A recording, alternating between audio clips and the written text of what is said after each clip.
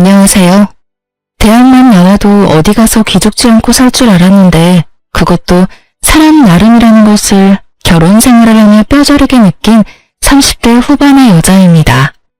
저는 어느 드라마에 나오는 여주인공처럼 딱 조실부무하고 사고무탁한 삶을 보내왔네요. 부모 없이 어디 의지할 곳도 없이 어려서부터 이곳저곳 전전하며 그렇게 자랐어요. 핀잔을 받으며 눈칫밥을 먹다 보니 저절로 독해졌고 나 하나쯤 스스로 건사하며 살아야겠다는 욕심도 생기더라고요. 그래서 저는 환경을 탓하지 않고 정말 악착같이 노력했고 누구나 알 법한 4년제 대학까지 나왔어요. 졸업 후에는 전공에 맞게 쭉 유치원과 어린이집 교사로서 경력을 쌓아왔고요.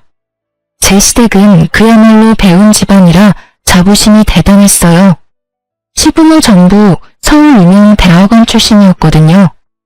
저도 나름 열심히 살아왔다고 자부하지만 그저 그런 4년제 대학 졸업생은 시댁 식구들 눈에는 성에 차지도 않았죠. 그래서 결혼 반대가 무척이나 심했어요. 부모 없어도 당당하게 살려고 노력했던 지난 날들이 무색하게 가방끈이 짧고 또 부모가 없다는 이유로 결혼을 반대하실 땐 속이 많이 쓰리고 자존감도 많이 떨어졌어요. 평생을 함께하려고 약속했는데 그쪽 부모님이 반대하시니 어쩔 도리가 없었고요. 그런데 한참 시부모님을 설득하며 곤욕을 치를 때 찾아와준 축복 같은 우리 아이 덕에 결혼을 할 수 있었어요. 물론 시댁 식구 모두 혼전 임신의 소식에 집안이 수치라며 저를 내치려 했어요. 하지만 남편은 호적에서 파이는 일이 있어도 절대 헤어질 수 없다고 고집을 부렸고 그 덕에 저희는 가정을 꾸릴 수 있었어요. 그때만 해도 애 낳고 제가 시댁에 잘하고 좋은 모습을 보이면 마음을 얻을 수 있을 거라 생각했어요. 그러나 제가 시댁에서 예쁨을 받는 일은 전혀 없었습니다. 아니, 저라는 사람 자체를 인정해주지 않았다고 말하는 게 맞는 것 같네요. 차라리 저를 꼴도 보기 싫다고 시댁 근처에는 얼씬도 못하게 해줬으면 더 좋았을 텐데 시댁 식구들은 저를 뻔질나게도 찾아댔어요. 왜냐면 거의 식모살이 수준으로 저를 부려먹기 바빴거든요. 그뿐인 줄 아세요? 공부하는 남편의 발목을 제가 잡았다며 심호의 원망을 매번 들어야 했어요. 그래서 저는 그 원망이라도 피해보자는 마음으로 남편을 공부시켰어요. 그이가 석 박사 학위를 취득하기 위해 일까지 줄이고 전념하는 동안 저는 가정을 지키기 위해 투잡까지 뛰어가며 뒷바라지를 했어요. 그렇게 지내기를 수년 만에야 시부모님이 말하는 시댁의 명성에 남편도 구색을 맞출 수 있었어요. 하지만 그 후에도 제 노력을 인정받기는커녕 남편의 위상만 높아졌네요. 남편이 결혼 후에도 공부를 놓지 않은 인재라면서요. 그러니 저를 향한 시선은 여전히 곱지 못했고 시모는 그런 저에게 늘 이렇게 말하곤 하셨죠. 넌 정말 결혼 전이나 후나 어쩜 이리 한결같이 볼품이 없니? 너랑 한 공간에 있으면 내 눈을 버리는 기분이라니까. 넌 우리 집안 식구로 지내는 걸 감사히 여겨야 해. 알겠니? 배움도 적고 교양이라고 눈 씻고 찾을래도 못 찾는 널 사람이라 여기고 지내주니 말이야. 어머님, 저를 마음에 안 들어 하시는 거 잘 알아요. 그래도 제가 병균 같은 건 아니잖아요. 볼품없다 여기지 마시고 너그러운 마음으로 좋게 좀 봐주세요. 왜 네가 병균이 아니라고 생각하니? 우리 집안에서 환영받지 못하는 건 병균만도 못한 너뿐인데. 죽었다 깨어나도 내겐 너그럽게 쓸 마음이 없으니 이 집안에서 내 눈에 띄지 말고 네 할 일이나 잘하렴. 어머니, 제가 아내한테 제발 예의를 갖춰서 대해달라 말씀드렸잖아요. 이 사람도 저 만나기 전에는 자기 분야에서 열심히 일하는 멋진 사람이었어요. 저보다 더 강단있고 대단한 사람이라고요. 어머니께서 제 아내를 무시하는 건 어머니 아들인 저를 무시하는 것과 같아요. 그러니 이제는 가족의 일원으로 인정해주시고 좋은 마음으로 지내주세요. 시모가 제게 못되게 말할 때마다 남편이 나서서 저를 감싸고 또 자신보다 나은 사람이라고 표현해주며 또 지금의 자신을 있게 해준 사람이라고 표현해 주었어요. 그렇게 제 편에 서준 덕에 모진 시집살이도 참고 살았어요. 한 번은 이런 대우를 더는 받고 싶지 않아 저 역시 학업에 정진해 학위를 높여보려고 했지만 어떻게 알았는지 시모가 남편이 제 뒷바라지하는 꼴은 절대 못 본다며 노발대발을 하는 통에 제대로 시작도 못 해보고 끝이 났죠. 남편이 시모 눈치 보지 말고 제가 원하는 만큼 열심히 해보라고 했어요. 하지만 제가 시모의 등살에 감당할 엄두가 나지 않더라고요. 사실 제 남편에게는 형이 한 명 있는데 아내인 형님도 석사 학위를 취득해 잘 나가는 회사 연구원으로 있어요. 물론 형님은 아주버님과 결혼하기 전에 이미 능력이 좋았죠. 저는 그 때문에 시댁의 미움이 내게 쏠렸나 하는 생각을 참 많이 했어요. 그러나 꼭 학벌 때문만은 아니라는 사실을 저는 이미 그 훨씬 전부터 몸으로 느끼며 알고 있었어요. 형님은 결혼 후에도 일과 공부를 병행하며 박사 학위를 위해 공부까지 하는 중이었어요. 그리고 조실봉한 저와는 달리 형님네 집안은 돈이 많았어요. 그러니 같은 며느리라도 저울질을 하게 되는 건 너무 당연했어요. 시모가 형님을 참 예뻐했는데 그 수준이 어느 정도냐 하면 남들이 보기에도 형님이 시모의 친딸이라고 믿을 정도였어요. 시댁에 오면 정말 손 하나 까딱 안 했고 물 한 잔을 마시더라도 저더러 꼭 가져오라고 시켰어요. 그리고 그걸 제지하는 사람은 아무도 없었고요. 형님은 늦음하게 아이를 출산했는데 상전도 그런 상전이 없었어요. 조리원에서만 꼬박 한 달을 쉬고 왔음에도 몸조리를 핑계로 저더러 틈만 나면 다리를 주무르라며 시켰어요. 그런데 노산이라 그런지 아이가 몸이 약해서 자주 아팠어요. 큰 병이 있거나 한 건 아니지만 잔병치레도 많고 유행하는 질병은 피해가는 법이 없이 죄다 걸리곤 했어요. 그래서 맞벌이 부부로 지내던 형님은 믿고 맡길 사람이 필요하다며 제가 근무하고 있는 어린이집에 애를 입학시켰어요. 그러면서도 제가 가족이라는 사실이 창피하다며 그렇게도 꽁꽁 숨겨댔어요. 그리고 뒤로는 제게 아이를 잘 케어하라고 당부까지 하더라니까요. 어느 정도 각오는 했지만 형님의 육아 방해는 점차 심해졌어요. 자기가 바쁘다는 핑계로 아이를 우리 집에서 재우는 날까지 생기기 시작했거든요. 초반에는 이해하려고 노력했어요. 형님이 바쁘게 일하는 것은 인정할 수밖에 없는 사실이잖아요. 하지만 한 달에 한두 번 정도였던 게 2주에 서너 번씩 늘면서 제 일상에까지 피해를 끼치게 됐어요. 저는 큰맘 먹고 형님에게 딱 잘라 말했어요. 형님, 일 때문에 바쁘신 건 이해하는데요. 이렇게 자주 제게 맡기시면 저도 제 일정에 차질이 생기기도 하거든요. 피치 못할 사정이 아니라면 저희 집에서 재우는 건 좀 자제해 주셨으면 해요. 동서도 참, 가족 좋다는 게 뭐니? 힘들 때 도우면서 지내는 거 아니야? 동서 말대로 내가 좀 바빠야지 말이야. 어젠 정말 어쩔 수가 없었다니까.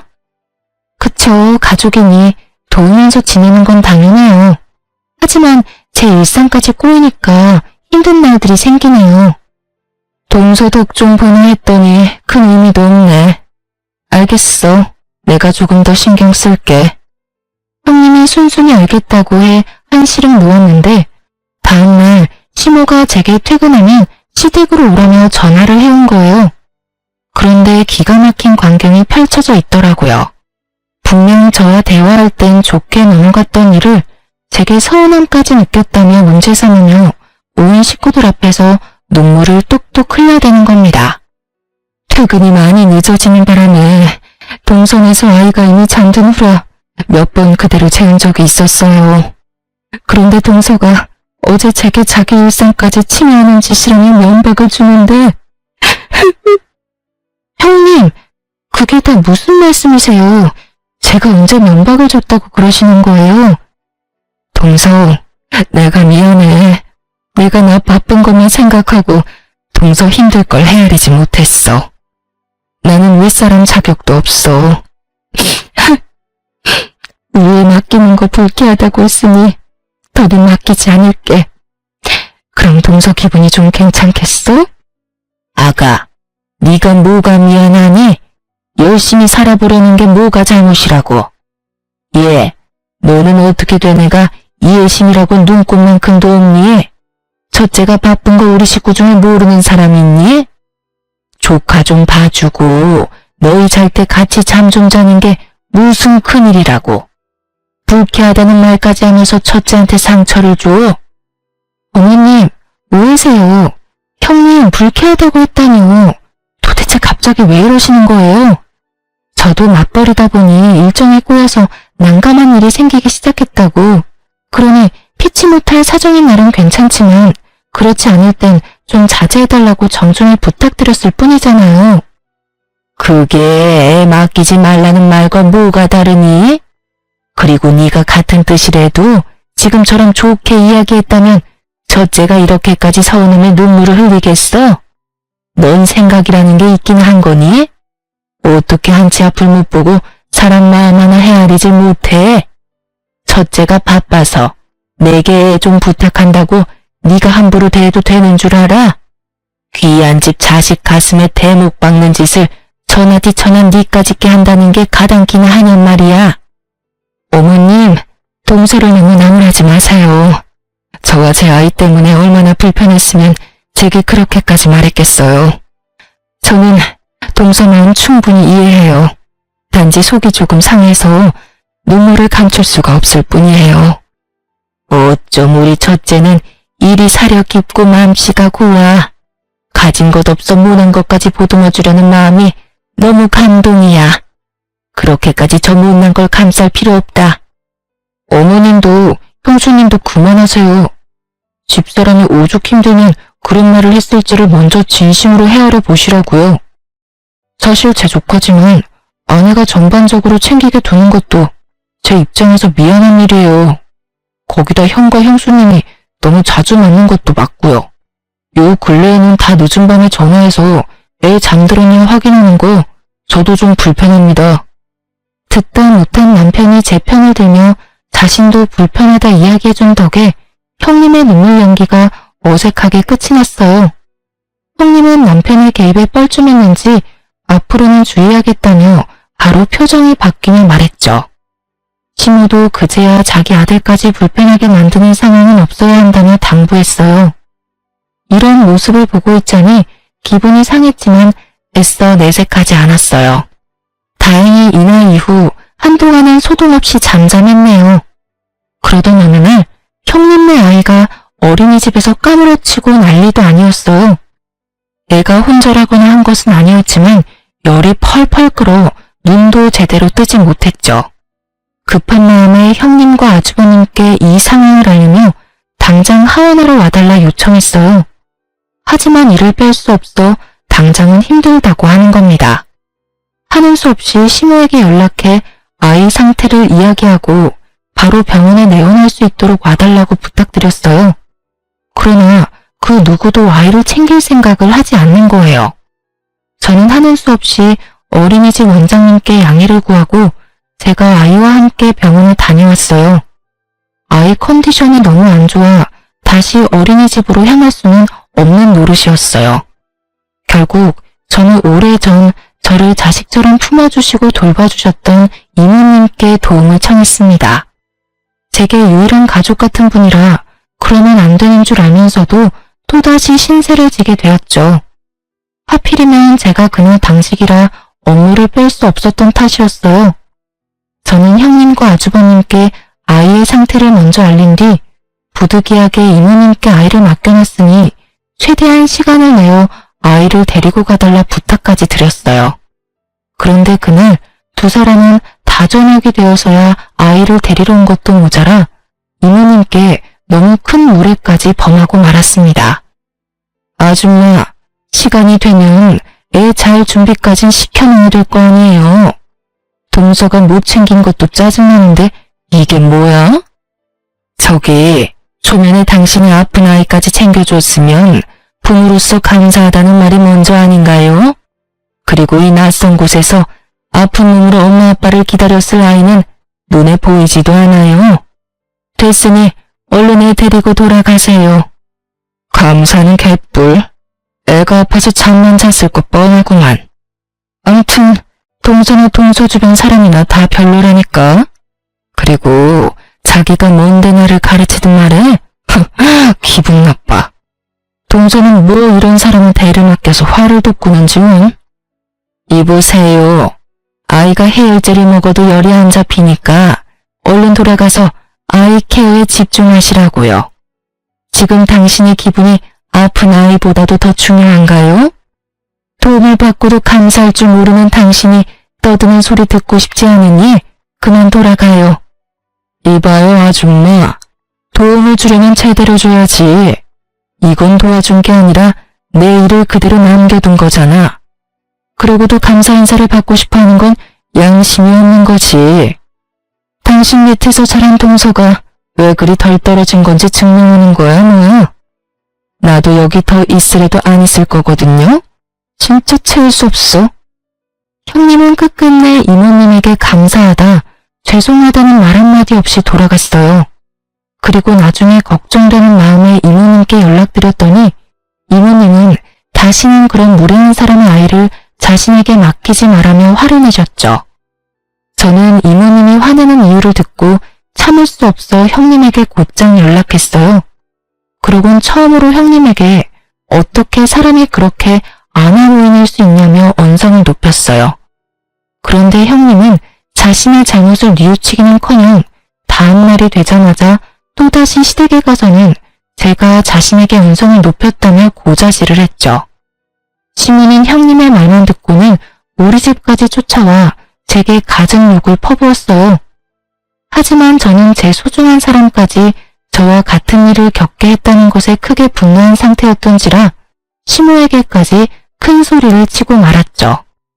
시모는 그런 저의 뺨을 내리치며 막말을 퍼부었어요. 너 지금 나한테 소리친 거야? 감히 네가? 이 맞아 죽어도 시원찮을 거사. 네가 이제 하다하다 나까지 기어오르려고 들어? 내가 그런 꼴을 보고도 가만히 있을 줄 알아? 너 오늘 내 손으로 교육 좀 받자, 응? 제발 무식하게 구는 것 좀 그만하세요. 그렇게 학벌 따지시는 분이 왜 저는 상대하면 그렇게 무식해지는 건데요? 동나는 집안 자식이 형님이라 그 사람의 잘못까지 무마되는 건가요? 이러실 거면 어제 어머님께서라도 손주 데리러 오시지 그러셨어요. 그래, 이제 네가 고래고래 소리치면서 네 본성을 보이겠다 이거지? 너 머리는 장식이냐? 네 조카가 아프면 네가 월차를 내서라도 챙겼어야지. 네가 제정신이 아니라 남한테 애를 맡겨놓고 도대체 누구 탓을 하는 거야? 사리분별력도 없는 네가 대학을 졸업해? 가당치도 않지. 어디 가서 학명 위조한 건 아닌지 조사라도 해야 할 판이냐 아주. 제가 왜 제 아이가 아픈 것도 아닌데 월차까지 내며 조카를 돌봐야 해요? 형님과 아주버님도 자기 일이 바쁘다는 핑계로 신경도 안 쓰는데 제가 왜 일에 피해까지 받으면서 그런 미련한 짓을 해야 하는 거냐고요? 사리 분별도 못하는 사람은 제가 아니라 형님과 아주버님이고 어머님이죠. 그날 난생 처음으로 억울함에 세상 떠나가라 울어봤네요. 그런데 시모가 우리 집을 나선 지 2시간 만에 제가 시댁으로 향할 수밖에 없는 일이 터졌습니다. 한참을 북받친 감정을 울음으로 쏟아낸 뒤 핸드폰을 보는데 최근에 바뀐 형님의 프로필 사진이 눈에 띄더라고요. 멋진 여행지에서 찍은 사진이었고 찝찝한 마음에도 알아봤는데 확인하는 순간 주체할 수 없을 정도의 강한 분노가 치밀었어요. 사진 속 그날은 바로 아픈 조카를 이모님이 돌봐주었던 날이자 형님과 아주버님이 둘이서 당일치기로 여행을 다녀온 날이었던 거예요. 저는 그걸 알고 시댁을 뒤엎을 요량으로 찾아가 온몸의 분노를 표출했죠. 형님, 진현이 아파서 제 이모님한테 손 벌린 날 설마 아주버님과 여행 다녀오셨어요? 남한테 아프니 맡겨두고 희희낙낙 웃으며 놀다 왔냐고요. 동서, 갑자기 찾아와서 시부모님 앞에서 왜 이래? 여행을 다녀오고 안 다녀오고 그게 뭐가 중요하다고. 내가 여행 다녀온 게 시댁까지 쫓아와서 위아래 없이 굴 일이야? 정말 너무한 것도 정도가 있지. 이건 답이 없네. 오늘 제대로 시시비비를 가려봐요. 아픈 애를 두고 여행 다녀오는 부모라는 것도 웃기지만 부부가 놀려고 아픈 애를 생판 모르는 남한테 맡긴다는 게 부모로서 그게 맞는 처사라고 생각하세요? 애 좀 봐줬다고 지금 나한테 훈수라도 하러 왔니? 동서 일이나 잘하고 동서 처사는 올바른 건지 따져봐. 손윗 사람한테 따지려고 시댁까지 쫓아온 것도 모자라 시부모님 앞에다 두고 이런 행동을 보이는 게 맞는 거야? 그리고 원래 애들은 좀 아프면서 크는 거야. 형님, 원래 애들은 아프면서 큰다고 아픈 애를 부모가 돌보지 않는 게 맞는 건가요? 뻔뻔하게 나오면 그게 다 맞는 말인 줄 아시냐고요. 생판 모르는 남한테까지 애를 맡겼던 날이에요. 그런데도 뭐 하나 느끼는 바가 없으세요? 뭐야? 동서가 부족해서 뭘 모르나 본데 우리 같은 인재들이 시간 빼는 게 어디 쉬운 줄 알아? 막말로 내가 동서 있는 어린이집 보내는 이유가 다 뭔데? 그런 일 있을 때 애 잘 챙기라고 보내는 거잖아. 내 돈을 월급으로 받는 주제에 어디서 큰 소리야? 이모님인가 뭔가한테 맡겼던 것도 네가 다른 선생한테 당직 날짜 바꿔달라고 부탁했으면 됐을 일인데 네가 크게 만든 거잖아. 그래놓고 왜 이제 와서 나한테 시비야?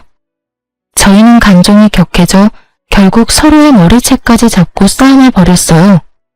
급하게 시부모님이 저희를 말렸지만 싸우는 사이 제 손톱에 형님 한쪽 뺨이 긁혔어요. 그러자 시모는 형님 얼굴을 보고는 멍청한 것이 굴러들어와 집안 사람을 다 팬다며 저더러 사람도 아니라고 오버스럽게 난리를 쳐댔죠. 저는 제게 노발대발하는 시모의 형님을 뒤로 한 채 거실에 차려진 다과상을 죄다 엎어버렸습니다. 시모와 형님은 제게 머리가 어떻게 된 거 아니냐고 미친 사람 취급하며 고함을 쳤어요. 저것이 진짜 머리가 어떻게 된 거 아니야? 야, 너 진짜 이 집에서 쫓겨나고 싶어? 우리 아들이 네 편 들어주니까 이제 눈에 뵈는 것도 없냔 말이야. 너 같은 식충이를 가족으로 거둬줬으면 감사한 줄 알고 살아야지. 어디 이런 못돼먹은 행동을 해? 까마귀 고기라도 잡섰어요? 당신들이 가족이라는 이유로 날 괄시하고 괴롭혔던 건 뭐 잘한 행동이야? 나도 남편 보며 당신들 만행을 참아주는 건 오늘부로 끝이야. 내가 당연 모든 걸 똑같이 돌려줄 테니까 어디 한번 즐겨보던가. 저런, 아니 어디서 저런 말도 안 되는 것이 집에 굴러 들어왔어? 네가 참지 않으면 어쩔 건데? 어쩔 수 있는데? 헛소리 집어치우고 이 집에서 당장 나가! 나가! 다시는 발도 들이지 마. 알겠어? 가지 말라고 해도 갈 참이었어요. 악마보다 더 악질인 당신네들이랑 한 공간에 있기 역겨워서 숨을 쉴 수가 있어야지.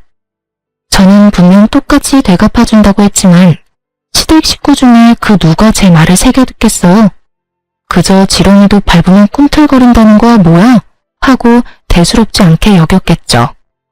하지만 제가 그간 남편만 보고 참아온 세월, 부당한 대우를 받았던 그 많은 날을 모조리 되갚아주겠다고 결심한 순간 복수의 칼날을 갈기 시작했죠. 그런데 하늘도 이런 저를 가엾게 여겼던 걸까요? 우연히 약속을 잡아 만나게 된 이모님께서 또 한 번 저의 귀인이 되어주었어요. 시모와 형님에 관한 이야기를 나누는데 이모님께서 안 좋은 기억 때문인지 형님을 정말 질 나쁜 사람이라고 표현했어요. 그러면서 도대체 어떤 일을 하길래 그 직장에선 그런 못된 사람을 써주느냐고 말하기에 저는 형님이 다니는 회사에 대해 알려주었어요. 그런데 이모님이 꽤 놀란 표정으로 그게 정말이냐며 재차 확인까지 하시더라고요. 그리고 이모님과의 만남 일주일 후 형님이 회사에서 퇴출당하고 말았습니다. 사실 이모님의 남편이 형님이 다니는 회사의 연구소장으로 있었어요.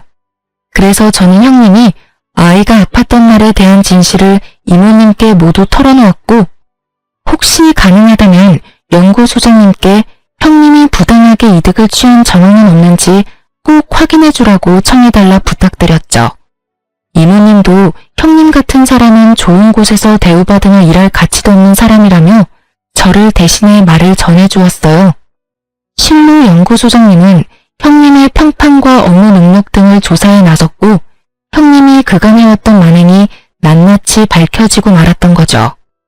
조카가 이모님께 맡겨졌던 그날의 일을 포함해 이전부터 줄곧 이런 방식으로 조퇴나 월차를 냈던 정황이 전부 밝혀지면서 업무 태만으로 해고를 당한 거예요.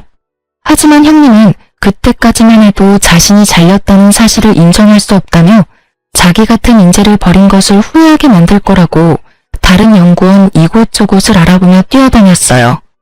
하지만 이미 연구소장님이 자신의 인맥까지 동원해 손을 써놓은 후였고 졸지의 형님은 나이 가득 찬 취업준비생으로 전락하고 말았어요. 형님이 취업준비로 쩔쩔매고 있던 어느 날 아주버님께서 갑작스럽게 저희 부부를 찾아왔어요. 이전에는 단 한 번도 저희를 먼저 찾은 적 없던 분이라 적잖게 놀랐죠. 그런데 사람이 참 간사하죠. 아쉬울 때 꼭 그렇게 살갑게 굴면서 도움을 청하는 게 말이에요. 모든 안 좋은 일은 한 번에 겹쳐오곤 하잖아요. 형님네도 딱 그런 상황에 놓였던 거예요.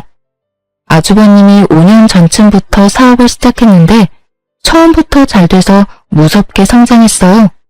그런데 딱 이 타이밍에 갑자기 투자하기로 되어 있던 곳에서 변심으로 투자하지 않겠다고 해버린 거죠. 아주버님은 투자받을 걸 굳게 믿고 이미 일을 키운 상태라 당장 그 투자금이 없으면 빚을 내야 한다며 우는 소리까지 하며 도와달라 하더라고요. 동생아, 가족 좋다는 게 뭐냐?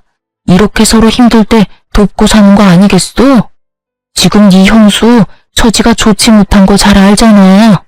그런데 나도 적자에 빚까지 생기면 애까지 있는데 어쩌냐. 제발 이번만 좀 도와주라. 나중에 나도 너희 부부 도울 일 있으면 나도 꼭 도울게. 재수씨, 우리 진원이 참 예뻐하잖아요. 우리 아이 봐서라도 좀 도와줘요. 아내랑 상의해보고 연락해줄게, 형. 너무 갑작스러운 부탁이고 금액도 적지 않아서 고민해봐야 할 것 같아. 아니, 가족 일인데 고민하고 말고 할 게 뭐 있어. 너희 그만한 돈도 없는 건 아니잖아. 너도 돈 잘 벌지. 재수씨도 우리만큼은 아니어도 입에 풀칠할 정도는 벌잖아. 그런데 뭐가 문제라고 뜸을 들이려고 그래. 그냥 서로 얼굴 보고 이야기한 김에 정하고 빌려주면 되지. 안 그래요, 재수씨? 그럼 아주버님, 얼굴 보고 이야기한 김에 딱 말씀드릴게요. 저는 투자금 빌미로 아주버님께 돈 빌려주기 싫네요. 저희 은행살림에 남편 공부하면서 아끼고 아끼며 지낼 때 형님도 아주버님도 돈 잘 벌고 잘 살았잖아요. 그때 제 남편이 한 학기 등록금만 좀 도와달라고 부탁했을 때 뭘 하셨죠? 개미처럼 일하는 이 와이프가 자기 몸을 팔아서라도 마련할 텐데 왜? 라고 했던가요? 재수씨, 그땐 나도 철이 없어서 그런 거죠. 이번에 도와주면 나중에 제가 도울 일 있을 때 꼭 돕겠다니까요. 저 지금 자존심 다 내려놓고 이렇게 부탁하는 건데 어쩌라면 섭섭해요. 그럼 그 자존심 챙기세요. 그리고 이참에 한 말씀 더 드리자면요. 재작년에 남편이 들인 투자금도 이참에 회수할까 해요. 그러니까 지금 빌리는 금액에 최소 2배는 구하셔야겠네요. 예? 투자금을 회수한다고 했어요, 지금? 아니, 재수씨가 뭔데 제 동생이 제 회사에 투자한 돈을 회수해요. 쥐뿔도 없이 우리 집에 들어와서 이만큼 사는 것도 다 내 동생 덕인데 재수씨가 읽어둔 게 뭐 있다고 내 동생 돈을 재수씨가 주물러요. 야, 절대 안 돼. 너 지금 재수씨 말 듣고 투자금 회수하면 우리 우애는 완전 끝이니까 그런 줄 알아. 알겠어? 아주버님, 남편이 넣은 그 투자금의 대부분이 제 돈이에요. 남편이 늦은하게 경제활동을 시작했는데 그 당시에 그만한 큰 돈이 어디서 나요. 내 돈 내가 알아서 하겠다는데 왜 간섭하세요? 여보, 방금 아주버님이 하는 말 들었지? 나 당장 투자금 회수해줘요. 사실 남편 뒷바라지하며 우리 가족의 미래를 생각하면서 악착같이 모았던 돈이 있었어요. 아주버님이 그 당시만 해도 저 남편을 너무 무시해서 제가 남편 기라도 살려주려고 그 돈 쥐어주며 아주버님 사업에 당신이 투자하는 것처럼 해서 투자금 넣으라고 시켰어요. 저야 원래도 시댁 식구들이 무시하는 게 일상이라 괜찮았지만 제 남편까지 은근히 배제당하고 무시당하는 건 참을 수가 없었거든요. 하지만 돈을 빌리러 와놓고 은근 협박조를 띠는 아주버님의 태도에 눈꼽만큼도 도움을 주고 싶지 않더라고요. 아주버님은 제 투자금이라고 말하니 놀란 토끼 눈을 하며 남편에게 사실 여부를 확인했어요. 남편이 제 말이 다 맞다고 하자 아주버님은 금세 태세 전환을 해 제게 투자금 회수하는 이유가 뭐냐며 제발 도와달라 절절히도 말했어요. 제주씨, 내가 미안해요. 내가 실언을 했어요. 혹시 이 시기에 투자금을 회수하려는 이유가 뭐예요? 제 아내 때문이라면 제가 대신 사과할게요. 정말 미안해요. 그러니까 투자금 회수 얘기는 없던 걸로 해줘요. 예? 재수씨 부모님도 안 계셔서 우리가 유일한 가족이라면서요. 그러니까 가족끼리 서로 좀 부족해도 이해하고 돕고 살아요. 제 가족은 얼마 전에 없어져서요. 유일한 가족이 남편과 제 아이뿐이라 이해할 것도 도울 것도 없네요. 그만 돌아가 주세요. 아주버님께서 이러시는 거 상당히 불편해요. 재주씨, 그게 무슨 서운한 말이에요. 가족이 왜 없어져요? 우리가 다 가족이지. 재수씨, 제가 돈 빌려달라고 한 건 고사하고 제발 투자금 회수만이라도 하지 말아줘요. 우리 그 투자금까지 빼면 진짜 길바닥에 나 앉아야 할지도 몰라요. 저와 아내는 그런다고 쳐도 아이는 어떡해요. 우리 아이를 봐서라도 마음 바꿔줘. 제발요. 제가 조카 봐서 여태 참은 건 모르고 왜 이제와 아이를 봐서 마음을 바꿔달라 하세요? 저는 이제 제 아이 봐서 회수해야겠으니 그만 보채고 돌아가세요. 한 번만 더 동동거리시면서 찾아오시면 그땐 문전박대 제대로 당할 줄 아시고요. 아주버님은 우리 집을 나서는 그 순간까지도 제게 제발 도와달라 애원했어요. 하지만 저는 충분히 제 의사를 전한 뒤로는 거들떠보지도 않았죠. 남편은 결국 아주버님을 집에서 끌어냈어요. 그러자 복도에서 더럽고 치사해서 그 돈 안 받는다며 우리 집 현관문을 몇 번이나 발로 차고 돌아가더라고요. 저는 그 모습에 정말 끝까지 못돼 처먹었다 싶은 생각이 들더라고요. 그래서 남편에게 아주버님 연락은 무조건 받지 말라 당부했어요. 실로 하루에 몇 번씩 남편에게 전화를 했고 남편의 일까지 방해할 수준에 이르자 남편도 나중에는 아주버님 연락처를 수신 차단해버렸죠. 그러자 시모가 제게 연락해 열불을 냈어요. 동생이라고 하나 있는데 제가 우애를 다 갈라놨다면서 저더러 오늘보다 더 더럽고 추악한 것이라고 하더군요. 저는 그런 시모의 전화를 끊어버렸어요. 더 듣고 있어봤자 제게 득될 거 하나 없으니까요. 그런데 시모가 그런 제 행동에 머리끝까지 화가 나는지 우리 집에 찾아와 문을 열라며 난동을 부리는 거예요. 복도식 아파트라 이웃집 눈치가 많이 보여 결국 문을 열어주고 말았어요. 들어오자마자 제 얼굴을 내리치며 귀청 떨어지도록 언성을 높여 소리쳤어요. 감히 네가 내 전화를 멋대로 끊어? 내가 그러고도 가만히 잠자고 있을 줄 알았냐? 오만방자한 것이 감히 시어머니 알기를 개떡같이 알고 하는 행동마다 사람 천불을 나게 만들어? 배우다 만 것들은 이래서 안 된다니까. 얼마나 못 배웠으면 행동거지가 그따위야. 이런 것도 사람이라고 고개 쳐들고 있는 꼬라지하고는. 오만방자한 건 제가 아니라 어머님 첫째 아들이죠. 어떻게 자식의 거울은 부모라는 말이 이렇게 꼭 맞는지 몰라요. 어떻게 말하는 것도 행동하는 것도 그리도 천박한지. 부탁한답시고 못되게 구는 걸 들어줄 수가 있어야죠. 뭐야? 너 지금 뭐라고 짓거렸어? 오늘 내 손에 한번 목숨줄 끊겨볼래? 어? 이게 미쳤다 하니까 진짜 개념을 상실했냐? 어머님 말씀대로 어머님처럼 배우다 말아 그런가 보죠. 어머님도 저랑 학력이 똑같던데요? 그러면서 왜 그리도 학력 따지면서 사람 무시한 건지 저는 아직도 이해가 안 되네요. 아주버님 임신해서 석사 문턱만 간신히 밟아본 정도라는 거 제가 모를 줄 아셨어요? 네가 그걸 어떻게 알았어? 어떻게 알았냐고?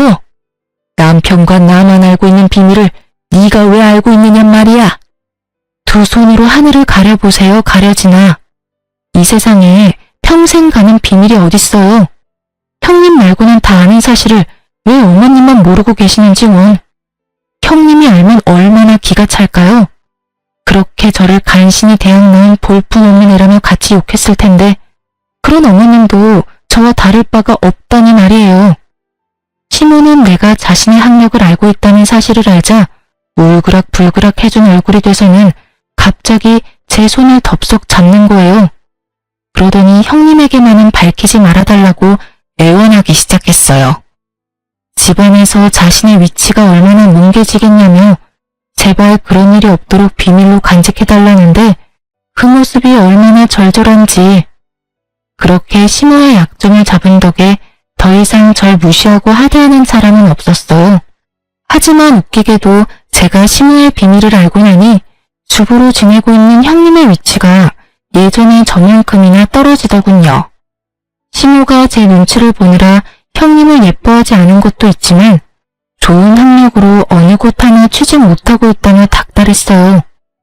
형님은 자신이 대하는 태도가 바뀐 시모에게 대들기 시작했고 엄마와 친딸만큼이나 좋았던 관계는 더는 없었어요. 결국 형님네 부부 문제로 번져 매일같이 집안이 시끌시끌했어요. 그러다 나중에야 형님이 자신이 잘리게 된 사실을 알게 되었어요. 더불어 이모님이 연구소장님의 아내라는 사실까지도요. 형님은 그제야 제게 제발 한 번만 이모님 부부를 만나게 해달라며 매달렸어요. 취직을 할 수 없으니 시댁에서 무시당하는 거 아니냐며 한 번만 도와달라 싹싹 빌더라고요. 동서, 내가 긴 세월 모질게 군 거 마음에 담지 마. 다시는 그런 짓 하지 않을게. 하늘이 맹세해. 그러니 제발 동서를 돌봐주셨다던 그 이모님 좀 한 번만 만나게 해줘. 부탁이야. 정말 이번 딱 한 번만 힘 좀 써주라. 형님, 다 형님이 자처한 거잖아요. 그냥 감내하고 사세요. 타지 멀쩡하니 그 일 아니고도 할 수 있는 일은 세상에 많아요. 자기 일 아니라고 그렇게 쉽게 말하지 말고 제발 한 번만 도와줘. 우리 진현이 생각해서라도 엄마가 제대로 자리 잡고 있어야 하잖아. 내가 이모님께 사과드릴 수 있도록 동서가 자리 좀 마련해줘. 응? 같이 애 키우는 입장이니 이것저것 재고 따지지 말고 닥치는 대로 일하며 애 키우고 사세요. 다른 사람들도 다 그러고 애 키우며 살아요. 저는 자기의 위신을 위해 이제야 이모님께 사과한다는 형님을 깡그리 무시한 채 일절 이모님과 연결해주지 않았어요. 아주버님은 투자 얘기가 오간 뒤 저 일 때문에 망하면 가만두지 않겠다며 일을 갈더군요. 하지만 그도 얼마나 가겠어요. 세상 이치가 자기들 뜻대로 되진 않잖아요. 아주버님은 또다시 우리를 찾아와 죽는 소리를 해대며 저희가 도와주지 않으면 이제 더 방도도 없다면서 자기가 망하는 건 다 우리 탓이라고 고성방가를 해댔어요. 재수씨, 진짜 사람 그렇게 안 봤는데 치사하고 더럽고 꼭 그렇게까지 해야만 했어요? 사람 목줄을 쥐고 흔드셔야 마음이 풀리냐고요. 예? 아우, 사람이 부탁을 했으면 들어주는 신용이라도 해야지. 많이 취하셨네요. 그냥 돌아가세요. 저흰 더 할 말 없네요. 형, 진짜 대체 왜 이래? 그만 돌아가. 밤이 늦었어. 아우, 시끄러워. 네가 제일 나빠. 알겠냐? 넌 형 망하는데 눈도 깜짝 안 하고 멀쩡한 투자금을 왜 회수하냐 이 말이야. 우리 집안 꼴이 우스워진 건 다 네가 결혼을 잘못했기 때문이야. 다 저 멍청한 재수씨 때문이라고. 아이, 짜증나. 재수없어.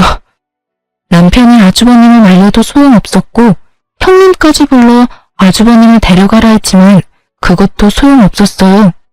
결국 아주버님이 남편 멱살을 잡기 시작했고 서로 몸싸움이 시작되었죠. 경찰이 출동한 후에야 말릴 수 있었어요. 그 과정에서 우리 아이는 겁에 질려 자기 방 들어가서 머리를 감싸준 채 벌벌 떨고 있었어요. 그 모습에 억장이 무너지더라고요. 그래서 처음엔 아주버님네 부부와 합의는 하지 않으려 했어요. 하지만 조카가 눈을 밟혀 합의를 보긴 봤네요. 그러나 이 사건으로 남편은 그간 제가 자기 식구들에게 당했을 서름을 뼈저리게 이해하게 된 계기가 되었어요. 그래서 그날 이후 남편과 저는 시댁 식구와 연 끊고 연락까지 다 차단하며 남편이나 저나 둘 다 서로만 의지하며 살기로 굳게 마음먹었답니다. 나중에 시모가 남편에게 어떻게 부모와 자식 간의 관계를 끊을 수 있냐며 절대 안 된다고 남편을 설득하려 안간힘을 썼어요. 하지만 남편은 끝내 시모의 설득을 거부했고 나중에는 시모가 제 옷깃까지 부여잡으며 제발 이런 악연으로 남지 않도록 제가 나서달라더군요.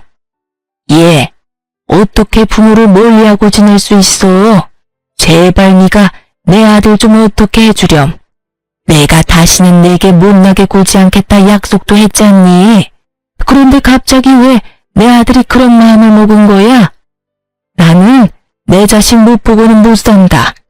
이런 불효가 어디 있니?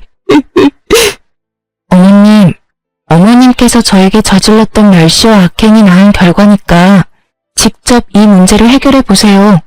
그러면 남편도 마음을 달리 먹을 줄 혹시 아나요? 죄송하지만 저는 원래도 부모가 없던 놈이라 아쉬울 게 하나 없네요. 아니, 제가 앞으로 어머님과 아주버님 매회를 마주하지 않아도 된다고 생각하니 이제야 숨이 쉬어져요. 그러니 이제 그만하세요. 나는 시모의 마지막 애원도 딱 잘라냈어요. 그제야 시모는 눈물바람을 하며 지난날의 자신의 운행에 후회라는 걸 하게 되었네요. 후에도 제가 근무하는 곳에 찾아왔지만 저는 절대 시모를 만나주지 않았어요. 나중에 남편이 시모가 제 직장까지 찾아온 것을 알고는 직장까지 옮기라고 권유했고 마침 좋은 자리가 나 저는 이직을 하게 되었네요. 모든 풍파가 지나간 뒤 이제야 좀 살맛이 난달까요? 형님이 남편과 한 번 연락이 닿은 적이 있는데 그때 들은 소식으로는 아주버님도 형님도 먹고 살기 위해 학위와 관계없는 일을 시작했다고 하더라고요. 그리고 시모는 하나 남은 자식마저 자신을 등질까봐 전전긍긍하며 조카의 양육을 도맡아하고 있다고 해요. 뭐라도 도움이 되면 자신의 곁에 남아있을까 하는 마음으로요. 나중에 그렇게 없는 듯 계시던 시부가 시모의 양육을 보고는 남편에게 조카만이라도 돌봐줄 수 없겠냐고 부탁하셨죠. 시모의 스트레스를 오롯이 조카가 받고 있다며 가여워 죽겠다고요. 하지만 남편은 그것 또한 그들이 만든 상황이니 절대 우리 부부는 개입하지 않겠다고 선을 그었어요. 그 후로 시부도 더는 저희에게 연락해 그런 부탁은 하지 않았죠.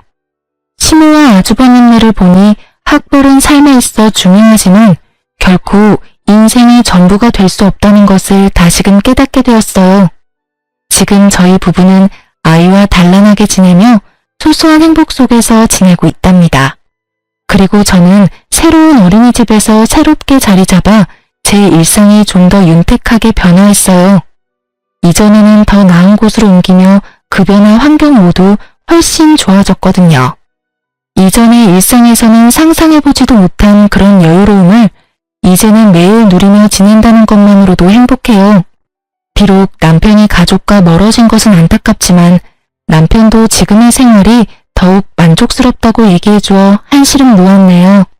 앞으로는 우리 세 식구의 안위만을 생각하며 저 자신이 존중받고 또 존중하는 삶 속에서 살아가고 싶어요. 다사다난한 30대를 잘 마무리하는 해를 보내고 부디 제 40대는 찬란하게 피어나길 바라며 이만 사연을 마칩니다. 시청자분들께서도 늘 존중의 삶 속에서 평안하시길 기원합니다.